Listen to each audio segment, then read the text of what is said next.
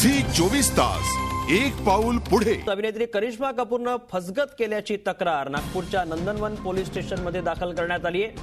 30 जानेवारीला एका कार्यक्रमासाठी करिश्मानं नागपूरमध्ये येण्याचं मान्य केलं होतं। त्यासाठी तिला 4 लाख रुपयेही मानधन दिल्याचं आयोजकांचं म्हणणं आहे। मात्र आयत्या वेळी करिश्मानं कार्यक्रमाला दांडी मारली। यामुळे आयोजकांवर मात्र टाळ्या वाजवत बसण्याची वेळ आली। तसंच दिलेले 4 लाख रुपये परत करण्यासही करिश्मानं नकार दिलाय। यामुळे करिश्मा विरोधात पोलिसांकडे तक्रार दाखल करण्यात आली आहे। याबाबत नागपूर पोलीस मुंबईत येऊन या प्रकरणाची शहानिशा करणार असल्याचं सांगण्यात येतं। अधिक माहिती घेऊया आमचे नागपूरचे प्रतिनिधी अखिलेश हळवे यांच्याकडनं। अखिलेश, 420 चा गुन्हा दाखल करण्यात आल्याच्या समस्येत तक्रार दाखल करण्यात आली की पोलिसांनी गुन्हा देखील दाखल करून घेतलाय?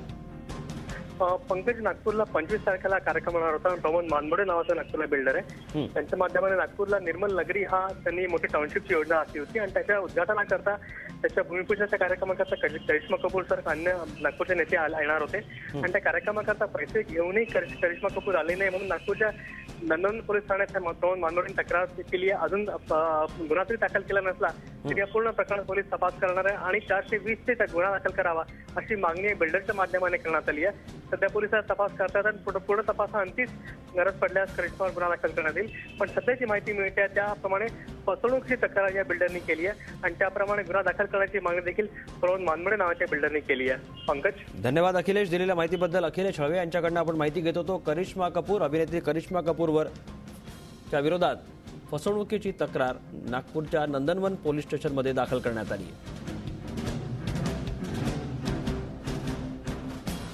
झी 24 तास एक पाऊल पुढे।